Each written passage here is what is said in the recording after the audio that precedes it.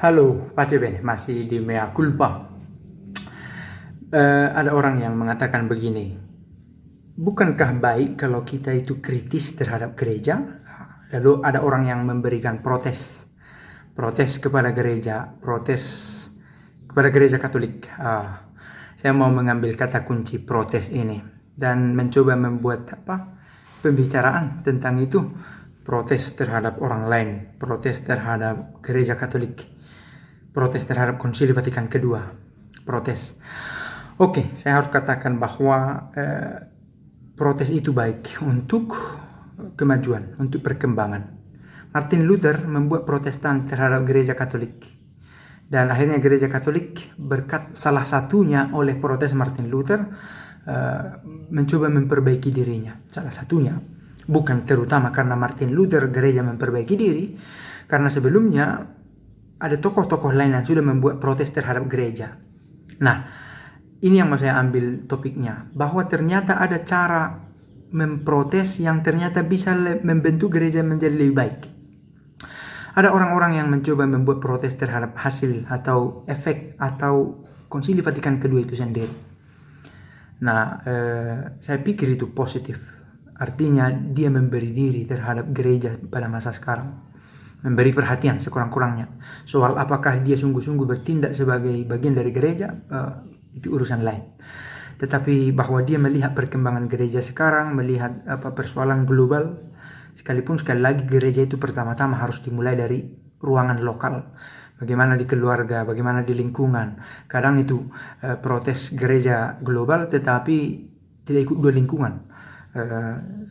Kadang berbicara jauh-jauh tentang Nostra Aetate, Lumen Gentium dan pengaruh buruknya katanya, tetapi tidak pernah sekalipun ikut membersihkan kursi di gereja, menyapu atau mengambil sampah di gereja. Saya pikir ya ternyata harus sinkron antara yang mau kita bahas dengan apa yang kita buat. Tetapi oke, itu cara pembahasan lain. Yang mau kita bicarakan di sini adalah protes terhadap di luar dari diri kita, tentang bagaimana cara terbaik untuk membuat protes itu.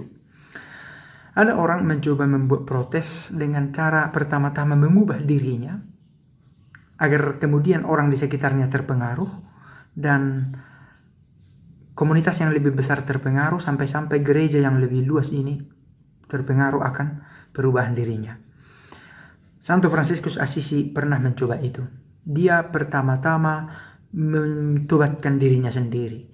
Lalu Bernardus Quintavalle mengikutinya, beberapa sahabat kemudian mengikutinya, lalu terbentuklah sekelompok orang mengikutinya, lalu terbentuklah ordo, terbentuklah kemudian kongregasi-kongregasi, lalu terbentuklah para Fransiskan-Fransiskanes yang mau mengabdikan dirinya pada gereja. Fransiskus Assisi adalah seorang pemrotes gereja.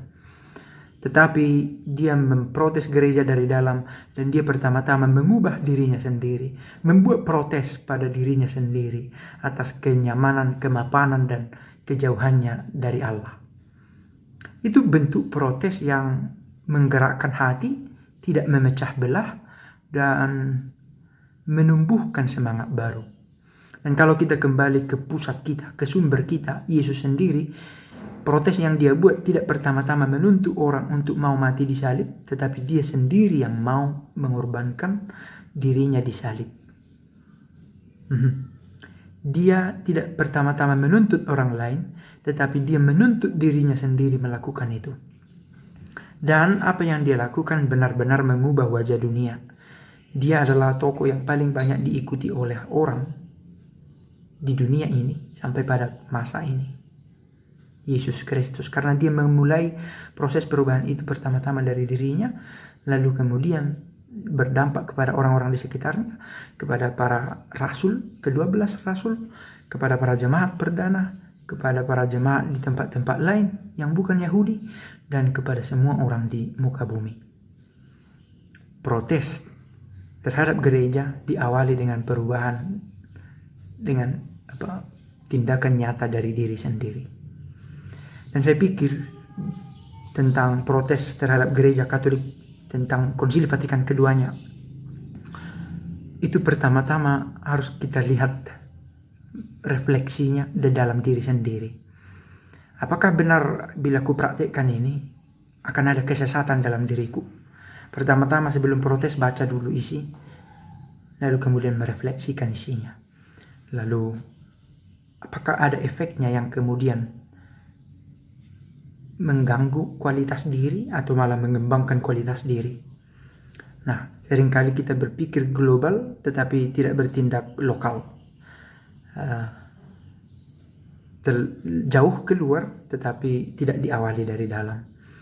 Saya pikir ini perjuangan besar bukan hanya kepada orang tertentu, kepada kita semua, termasuk saya ini. Jangan-jangan saya aktif mengatakan yang baik di media sosial, tetapi saya bekerja di rumah, tidak teratur. Saya tidak mau menutupi kekurangan-kekurangan. Dan sekali lagi saya katakan, kita berjuang pertama-tama dari diri kita untuk membuat protes atas apa yang menurut kita kurang tepat. Kalau ternyata kita memprotes secara lisan atau literer, tetapi toh kita menghidupi yang berseberangan dengan itu, protes kita adalah protes kosong, karena kita tidak menghidupinya. Protes yang dilakukan oleh Martin Luther memberikan pengaruh yang besar karena dia sendiri bekerja keras, mengabdikan dirinya pada apa yang dia protes itu. Sekalipun ya tidak semua protes itu dalam dirinya adalah baik, karena boleh saja kita protes karena kita tidak mengerti, karena kita menginginkan apa yang baik menurut kita, bukan baik menurut kehendak semua orang atau baik menurut Allah sendiri. Protes, saya mencoba mengaitkan itu dengan apa yang kita dengar, seperti benih yang jatuh ke tanah. Protes itu bentuk penolakan atau pengolahan yang bisa menyuburkan tanah, tetapi bisa saja membuat kita menjadi tanah gersang, tanah yang bersemak duri, tanah yang berbatu-batu, atau tanah seperti di pinggir jalan yang sekali waktu bisa diinjak orang dan tak ada yang tumbuh di situ. Atau seperti semak duri, karena kadang terlalu banyak protes, kita lupa untuk memahami makna yang baik yang mau kita lihat. Protes dalam gereja itu sangat penting dan harus dilakukan terus-menerus, karena serentak kita adalah gereja yang benar dan gereja yang berdosa. Simul justus et peccator, serentak yang benar dan pendosa. Nah, dan kita membenahi diri dari waktu ke waktu. Kita tidak langsung sampai pada kesempurnaan, tetapi proses panjang menuju sempurna. Dan kita selalu punya kekurangan dan kita tanpa lelah mencoba memperbaiki kekurangan. Kita punya kekurangan masing-masing, dan serentak kita punya kekurangan, kita juga punya kemampuan melihat yang baik. Maka apa yang kita lihat baik pertama-tama kita awali dari diri, dan kemudian orang melihatnya berbuah berlipat ganda, dan orang menikmati pertumbuhan itu, dan orang lain ikut bertumbuh berbuah berlipat-lipat ganda. Ada yang 100 kali lipat, ada yang 60 kali lipat, ada yang 30 kali lipat.